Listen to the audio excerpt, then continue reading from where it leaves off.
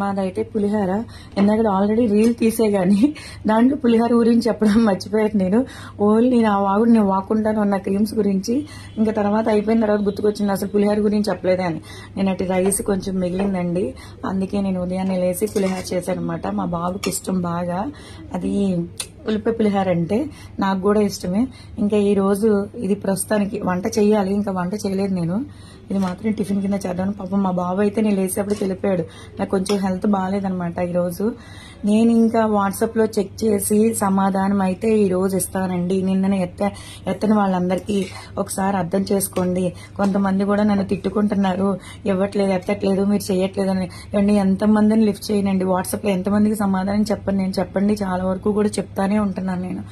ఓకేనా, ఇక్కడ పరిస్థితులు మీకు తెలియవు, సెలవుల్లో కూడా చూసుకోవాలి కదా నేను. నాకు సెలవునికి వచ్చేవాళ్ళు 2 days ఆగండి, స్టాక్ మాత్రం ఆగింది. ఆల్రెడీ నాకు బుక్ అయిపోయిన ఆర్డర్స్, క్రీమ్స్ గురించి బుక్ అయిపోయిన ఆర్డర్స్ మాత్రం ఉన్నాయి, వాళ్ళకి పంపించుకుంటా ఉన్నాము. 2 days మాత్రం ఆగండి. నేను రాగానే కూడా మళ్ళీ మేము ఇన్స్టాలోనే పెడతాను నేను, నా క్రీమ్స్ వచ్చే మళ్ళీ రండి స్టాక్ వచ్చింది అని. ఓకేనా, ఏమనుకోవద్దు. ఈ కొరియర్లు మాత్రం తీసుకుంటున్నాం, ఆర్డర్లు మాత్రం తీసుకుంటున్నాం, వాళ్ళకైతే పంపించేస్తున్నాము. అది బాయ్ అండి.